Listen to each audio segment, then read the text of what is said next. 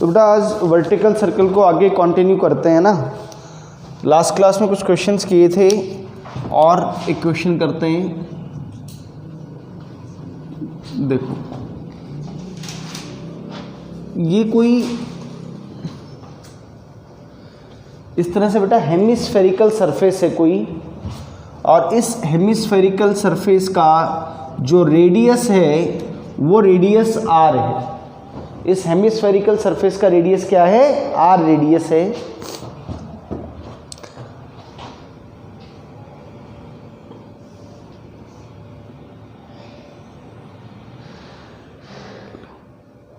और बिल्कुल इसके सेंटर के यहाँ पर एक बेटा पार्टिकल रखा है जिसका मास m है, और सारा का सारा सरफेस स्मूथ है। ये जो हेमिस्फेरिकल सरफेस है इसको फिक्स्ड किया हुआ है, माने ये मूव नहीं कर सकता। The particle is given A jerk very smoothly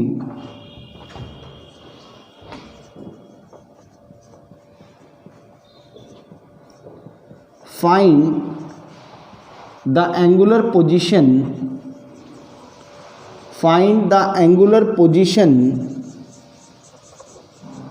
with vertical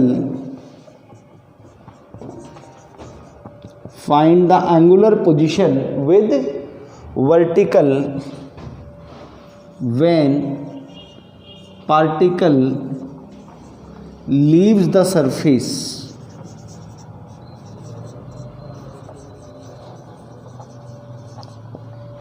Also find speed when it leaves.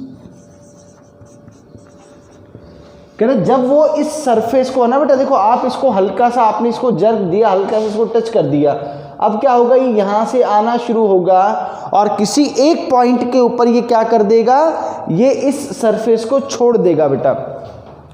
तो देखो किस तरीके से करेंगे। हम मान लेते हैं कि वो इस पोजीशन पर क्या करेगा, लीव कर देगा, और इस टाइम पे वर्टिकल के साथ ही एंगल थीटा बन रहा होगा। तो इस पॉइंट पर अगर आप एफबीडी बनाएंगे तो बेटा देखो क्या होगा, एमजी इस तरफ लग रहा होगा, नॉर्मल रिएक्शन इस तरफ लग रहा होगा, ये एंगल थीटा, इसको अगर आप रिजॉल्व करेंगे तो ये आएगा बेटा एमजी कॉस थीटा, और ये इस तरफ आएगा आपका एमजी साइन थीटा, और यहाँ पे बेटा मैं इसकी वेलोसिटी कुछ v मान लेता हूँ। तो अगर मैं बात करूँ कि इस पॉइंट के ऊपर इस पॉइंट के ऊपर जब वो लीव करने वाला है, इस टाइम पे वेलोसिटी मैंने v मान ली है। तो एट द पॉइंट और at the instant when particle loses its contact from the surface,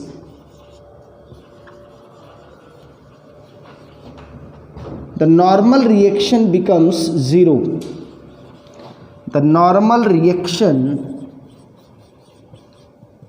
becomes zero.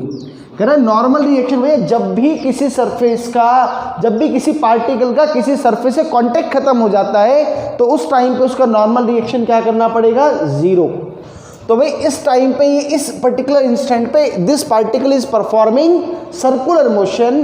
तो भाई मैं क्या बोल सकता हूँ कि यहाँ पे जो रिक्वायर्ड सेंट्रीपिटल फोर्स है, that required centripetal force is provided by mg cos theta minus n, ये इसके बराबर हो जाएगा mv स्क्वायर बाय r।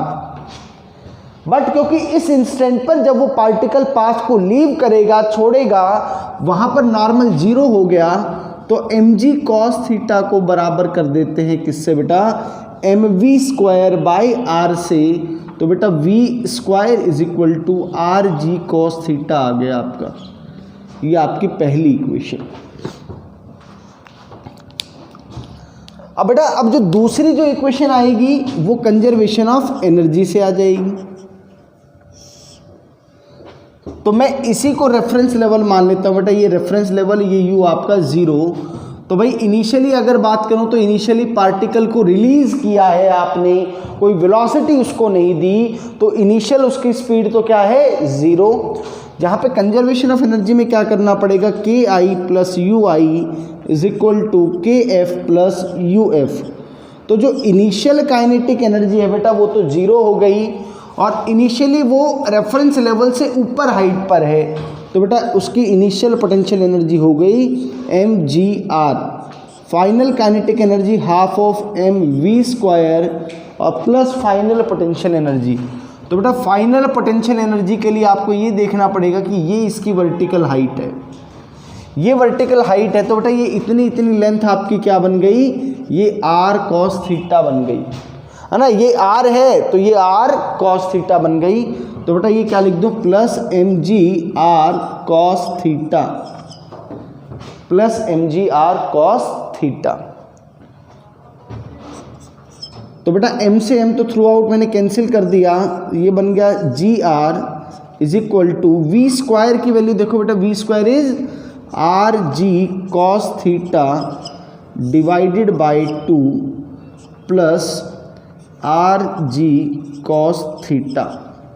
तो बेटा rg भी थ्रू आउट कैंसिल हो गया, so 1 is equal to 3/2 cos theta, और बेटा cos theta is equal to कितना आ गया 2/3, और you can write theta is equal to cos inverse 2/3। तो इस वर्टिकल एंगुलर पोजीशन पर ये पार्टिकल अपना पाथ क्या कर देगा, लीव कर देगा, छोड़ देगा। और बेटा इस इंस्टेंट पर आपसे स्पीड भी पूछी है, तो वो स्पीड किसके बराबर आएगी, rg cos थीटा। तो बेटा cos थीटा कितना है आपका 2/3, तो इंटू 2/3 ये उस इंस्टेंट पर आपकी स्पीड आ जाएगी। तो इसमें आपको ध्यान क्या रखना है कि जब पार्टिकल अपना पाथ लीव करेगा उस टाइम पे आपकी नॉर्मल रिएक्शन क्या बन जाएगी, नॉर्मल रिएक्शन बिकम्स 0। और इस इंस्टेंट पे फिर हमने जो सेंट्रीपिटल वाला कॉन्सेप्ट था वो और कंजर्वेशन ऑफ एनर्जी का कॉन्सेप्ट यूज़ किया और इस क्वेश्चन को कर लिया। स्क्रीन पोज करके नोट कर लो फटाफट।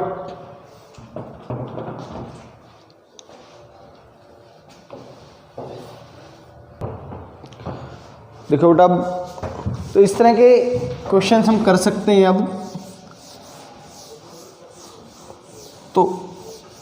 अब इसमें सर्कुलर मोशन में जो रिजिड रॉड का जो मोशन होता है उस पर डिस्कशन करते हैं बेटा। देखो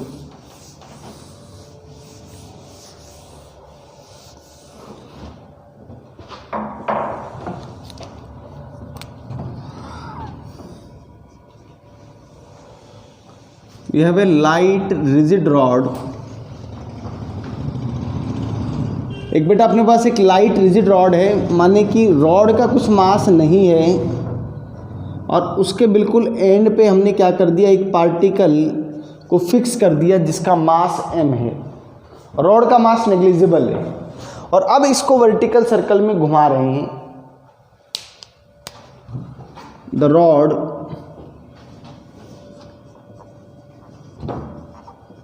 is now rotated in vertical circle, इसको वर्टिकल सर्कल में घुमा रहे हैं बेटा। अब देखो आपसे क्या क्वेश्चन पूछा है, पहला आपसे क्वेश्चन ये पूछा गया है, find out minimum velocity given at the bottom most point, given at the bottommost point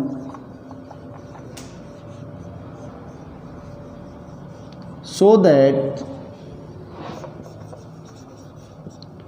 rod completes the vertical circle। ये रोड जो है वो वर्टिकल सर्कल को पूरा कर ले, तो वो आप कहोगे सर वो तो हम पहले निकाल चुके हैं, √5GL है, लेकिन वो स्ट्रिंग के केस में आया था। यहाँ पे रिजल्ट बेटा थोड़ा सा डिफरेंट आएगा। देखो कैसे, स्ट्रिंग के केस में हमने एक बात की थी, देखो ये रॉड है बेटा, है ना, ये रॉड है। स्ट्रिंग के केस में टेंशन नेगेटिव नहीं हो सकता था, ये बात ध्यान होनी चाहिए थी आपको। ये एल लेंथ है, यहाँ पे मान लो हमने यू मिनिमम वेलोसिटी दी बेटा।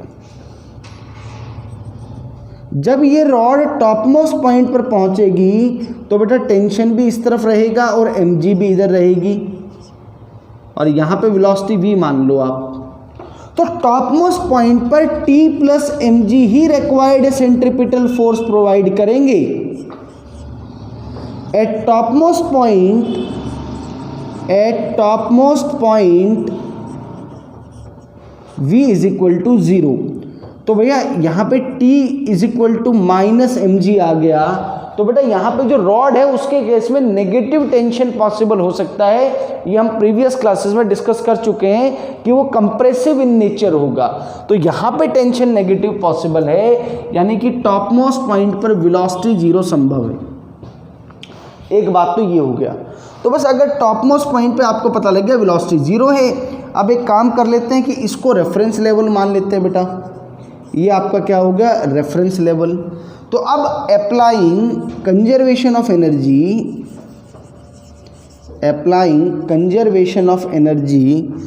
एट, बेटा इसको पॉइंट को बी लिख लेता हूँ और इसको ए लिख लेता हूँ, at B and A. B और ए पर कंजर्वेशन ऑफ एनर्जी हम अप्लाई करें तो बेटा रेफरेंस लेवल है, यहाँ पे सिर्फ आपने क्या दी है, काइनेटिक एनर्जी आपके पास है हाफ ऑफ एम यू मिन का स्क्वायर। पोटेंशियल एनर्जी इस पॉइंट पर 0 बराबर टॉप मोस्ट पॉइंट पर वेलोसिटी 0, इसलिए काइनेटिक एनर्जी 0। तो टॉप मोस्ट पॉइंट पे सिर्फ क्या मिलेगा आपको, potential energy mg into 2r। तो भाई यहाँ से आपने सॉल्व किया तो u minimum comes out to be under root of 4g, बेटा r की जगह l लिखना पड़ेगा, अंडर रूट 4gl। तो स्ट्रिंग के केस में जो वेलोसिटी रूट 5gl आई थी वो यहाँ पर रॉड के केस में it comes out to be root 4gl, यानी कि ये पहले से स्ट्रिंग वाले केस से कम वेलोसिटी पे काम कर रहा है।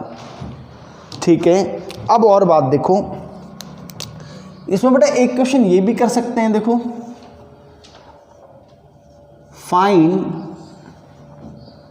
Velocity at c in previous question.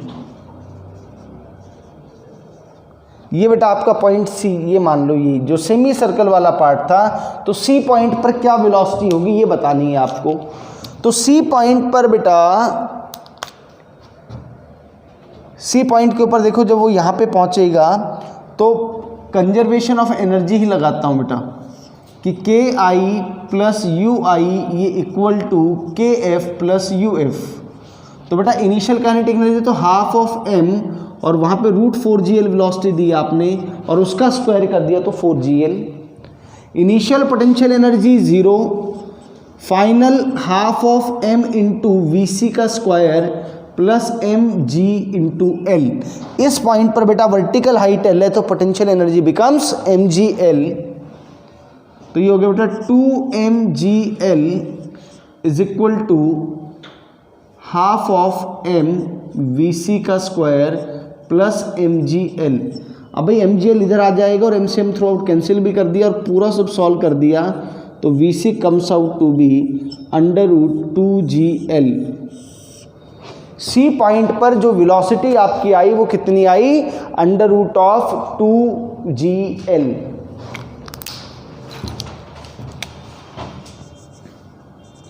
अगला question, find tension at bottom most point, find tension at bottom most point in question number 1। जो क्वेश्चन नंबर 1 था बेटा, इसमें बॉटम मोस्ट पॉइंट पे आपको टेंशन बतानी है। तो बेटा बॉटम मोस्ट पॉइंट के ऊपर आप एफबीडी बनाएंगे तो एक तो mg लग रहा होगा, एक इस तरह बेटा टेंशन लग रहा होगा, और आपने इसको वेलोसिटी दी है कितनी, अंडर रूट ऑफ 4gl। तो जो t माइनस mg है वो किसके इक्वल होगा, वही रिक्वायर्ड सेंट्रीपिटल फोर्स प्रोवाइड करेगा। तो बेटा यहाँ से टेंशन कितना आ गया आपका, 5 mg आ गया, जबकि वो जो स्ट्रिंग वाला जो केस था उसमें टेंशन का वैल्यू कितना आया था, उसमें 6 mg आया था, यहाँ पे 5 mg आ रहा है।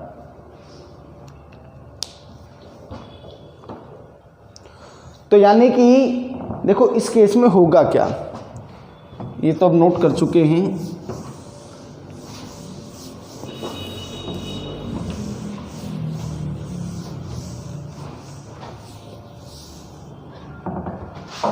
लिखें जरा हम क्या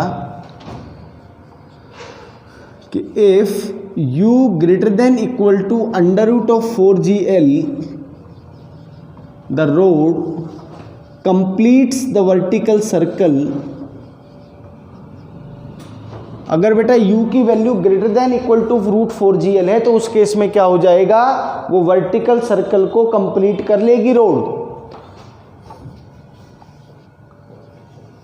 If u less than √4gl, the road cannot complete the vertical circle। Rod उस केस में वर्टिकल सर्कल को पूरा नहीं कर पाएगी। एक क्वेश्चन बेटा यहाँ पे ये पूछ सकते हैं, what velocity should be given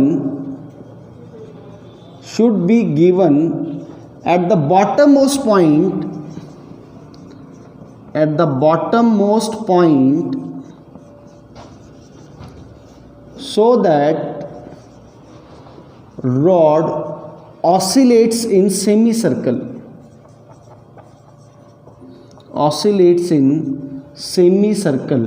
कह रहा है जो वो है वो सेमी सर्कल में ऑसिलेट करे, उसके लिए क्या मिनिमम वेलोसिटी उसको चाहिए होगी बेटा। तो देखें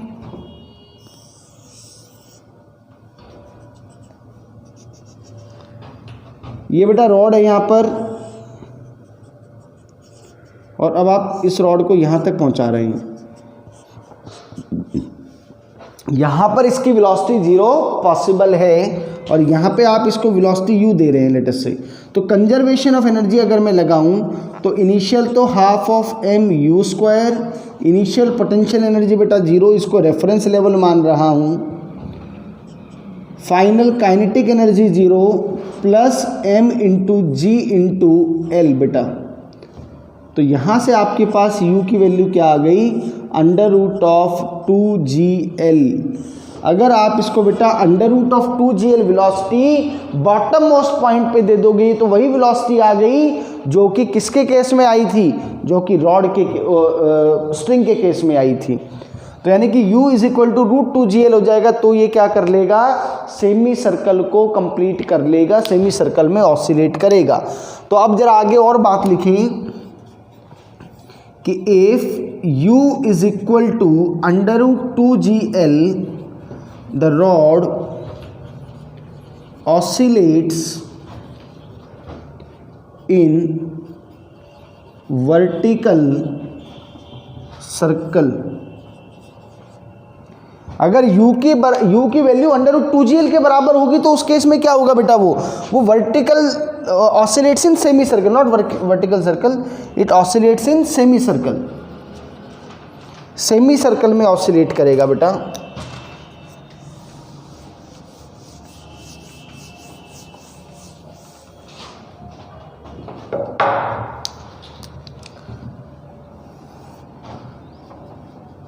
if u is less than √2gl, अगर u की वैल्यू √2gl से कम अगर आ रही है तो उस केस में क्या होगा, द रॉड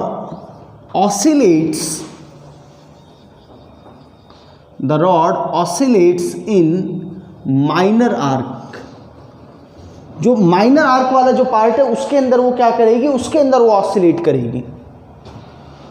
और अगर ऐसा हो जाए कि u की वैल्यू बेटा √2gl से तो क्या हो ज़्यादा, लेकिन √4gl से कम हो, देन तो याद करो स्ट्रिंग वाले केस में क्या हुआ था। स्ट्रिंग वाले केस में पार्टिकल अपना पाथ लीव कर गया था, पैराबोलिक पाथ फॉलो किया था और उसका मोशन बिल्कुल वैसा ही था जैसा कि प्रोजेक्टाइल मोशन में होता था। यहाँ क्या होगा, then particle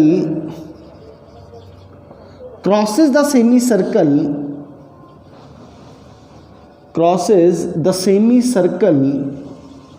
but cannot complete the vertical circle। कह रहे लेकिन वर्टिकल सर्कल को क्या नहीं कर पाएगा, कंप्लीट नहीं कर पाएगा। It retraces its path. क्योंकि भैया रॉड तो रिजिड है, रॉड थोड़ी ना पाथ छोड़ के भाग जाएगी। तो जहां पे भी उसने छोड़ा, मान लो कि बेटा वो रॉड यहाँ पे इसने पाथ, तो यहाँ से वापसी घूम के आ जाएगा। वो आगे ऐसा नहीं कि कहीं टूट के जाएगा, वहीं से अपने पाथ को क्या कर लेगा, वो रिट्रेस कर लेगा। तो यानी कि इसका जो रिजल्ट है वो थोड़े से हल्के से डिफरेंट है, कोई बहुत ज़्यादा डिफरेंट नहीं है, कि बस जो मिनिमम वेलोसिटी देनी है रॉड के केस में वो √5GL नहीं √4GL दिया जाएगा। ये ध्यान रखना है बेटा। सिमिलर रिजल्ट्स हम वहाँ पे इस्तेमाल कर सकते हैं जहाँ पर पार्टिकल अपना पाथ लीव नहीं कर सकता ना। जहाँ पे भी पार्टिकल अपना पाथ लीव नहीं कर सकता, उन सभी जगह पर, उन सभी केसेस में मैं यहाँ पे जो रिजल्ट्स आए हैं उनको यूज़ कर सकता हूँ। छोटी छोटी बातें देख लेते हैं, जैसा कि नैरो ट्यूब के केस में मान लो कि इस तरह का है बेटा, ये सर्कुलर नैरो ट्यूब ही है,